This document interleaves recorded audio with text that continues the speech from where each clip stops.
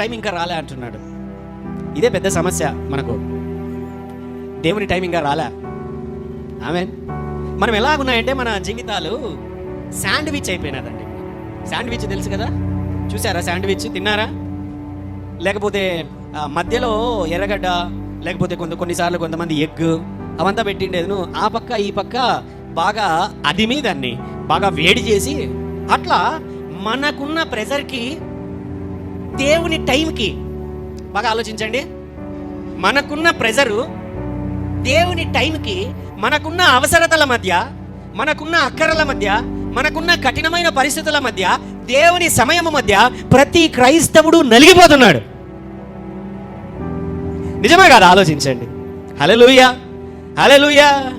అర్థమవుతున్నదా మీకు నేను చెబుతున్నటువంటిది? ఏదో ఒక పరిస్థితులలో, ఆరోగ్య పరిస్థితులలో దేవా ఆరోగ్యం కలగజేయి, ఎస్ కలగజేస్తా అని దేవుడు అంటాడు. మనకి ఇక్కడ శరీరం అంతా అనారోగ్యంతో నలిగిపోతా ఉంది. మధ్యలో ఆర్థిక పరిస్థితుల దగ్గరకు వచ్చేసరికి అప్పులోడు రేపమన్నాడు వచ్చే పరిస్థితుల్లో ఉన్నాడు.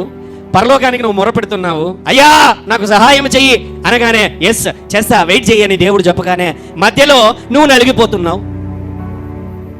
లేకపోతే నీ యొక్క పరిస్థితులలో, నీ యొక్క జీవితంలో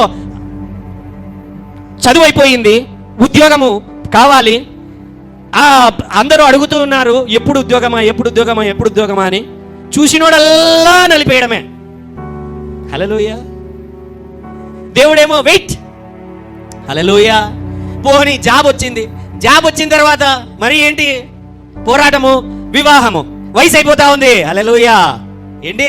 వయసు అయిపోతా ఉంది. ఆ మధ్యలో లేదా వ్యాపారము, ప్రతిరోజు వ్యాపారం ఒక రోజు జరుగుతూ ఉంది, ఇంకో రోజు జరగడంలా. ఆ మధ్యలో ఇప్పుడు పెళ్ళయింది. పెళ్ళైనటువంటి తర్వాత ఒక 2 ఏళ్ళు 3 ఏళ్ళు అవ్వగానే ఈ మధ్యలో మళ్ళీ పిల్లలు. ఏమండి? ప్రతి ఒక్కరు నలుగుతున్నారు, ప్రతి ఒక్కరు నలుగుతున్నారు. హల్లెలూయా. ఇక్కడ అదే జరుగుతున్నటువంటి పరిస్థితి. ఆ కుటుంబము పరిస్థితి ఎలాగున్నది అని అంటే, వివాహం జరుగుతూ ఉన్నది, సిగ్గుతో కూడుకున్నటువంటి పరిస్థితి, అవమానమైపోయినటువంటి పరిస్థితి, ఏమి చేయాలో తెలియనటువంటి పరిస్థితులలో వాళ్ళు ఉంటున్నారు. ఒకవైపున తల్లి తన కుమారుని దగ్గరికి వచ్చి ఏదో ఒక కార్యం నువ్వు చేస్తేనే కానీ ఇది జరిగేటట్టు లేదు అని చెప్పి ఆమె ఆ యేసయ్య వచ్చి కొద్దిసేపు నా టైం ఇంకా రాలా. హల్లెలూయా. ఆయన చెబుతున్నా నాతో నీకేం పని? ఇంగ్లీష్లో అయితే my time not yet come, నా టైం ఇంకా రాలా. హల్లెలూయా. ఎందుకు ఆయన మాట అన్నాడంటే అది వేరే సంగతి. ఎందుకనంటే ఇంకా పబ్లిక్ ఎక్స్పోజర్, పబ్లిక్లోనికి నీకు ఇంకా వెళ్ళలేదు. డైరెక్ట్గా నువ్వు ఇప్పుడే వచ్చి పెద్ద అద్భుతం చేసేయమంటే నేనేం చేసేదని ఆయన అడుగుతున్నాడు వాళ్ళ అమ్మని. ఇంకా ఆయన ఓపెన్గా రాలేదండి బయటికి. ఇంకా గొప్పగా 100 మందిని 1000 మందిని ఒక చోట గుమికూర్చి వాళ్ళతో వాక్యం బోధించే పరిస్థితి, అద్భుతాలు చేసే పరిస్థితి ఇంకా రాలే ఆయనకి. ఆ టైం ఇంకా కాలా, ఆడ జరుగుతూ ఉంటున్నది. ఓపెన్ ఎక్స్పోజర్ రాలేదు ఇంకా అక్కడికి ఆయనకి. అక్కడ పేతురుని పిలిచినప్పుడు అక్కడ ఎక్కువ మంది లేరు, లేకపోతే నతానియేలుని పిలిచినప్పుడు అక్కడ ఎక్కువ మంది లేరు, లేకపోతే యోహానుని పిలిచినప్పుడు ఎక్కువ మంది లేరు. ఆ శిష్యులందరూ వచ్చినప్పుడు అంతకంటే పెద్ద అంతకుముందు అద్భుతాలు. ఆయన చేపలు పట్టినప్పుడు ఆయన ఎక్కడో సముద్రంలో లోపలికి పంపించన్నాడా దోనని. ఆ సముద్రంలో ఎంతమంది ఉన్నారు?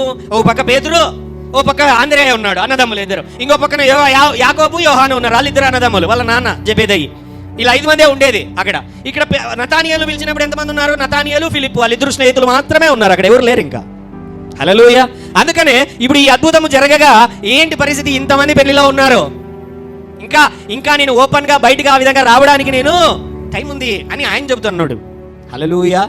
ఈమె ఏం మాట్లాడలేదు, ఏదో ఒకటి నువ్వు చేయాల్సిందే. హల్లెలూయా. ఆఖరికి యేసయ్య చెబుతున్నా కూడా ఆమె ఏం చేసిందంటే పక్కన ఉన్నటువంటి వాళ్ళని పిలిచి అక్కడ దాసులను పిలిచి అక్కడ పనిచేసే వాళ్ళని పిలిచి ఈయన ఏం చెప్తాడో మీరు అది చెయ్యండి. ఏమంటున్నది ఆమె? హల్లెలూయా. ఈయన ఏం చెప్తాడో అది మీరు చెయ్యండి. ఆమేన్. ఆయనకు చూపించి, వాళ్ళ వైపున చూపించి, ఆయనకు వాళ్ళని చూపించి, వాళ్ళని ఆయనను చూపించి ఈయన ఏం చెప్తాడో ఆ పని చేయండి. హల్లెలూయా. డు యు నో బైబిల్లో యేసు మీద సంపూర్ణమైన విశ్వాసం ఉంచినటువంటి మొదటి వ్యక్తి ఎవరు అని మీరు ఎవరైనా అడిగితే ఎవరు చెప్పండి? మరియా. హల్లెలూయా. ఎవరు? మరియా. కుమారుని మీద అనే బదులు దేవుని మీద సంపూర్ణమైన విశ్వాసం కొత్త నిబంధనలో పెట్టినటువంటి వ్యక్తి ఎవరు అని అంటే మరియనే. హల్లెలూయా.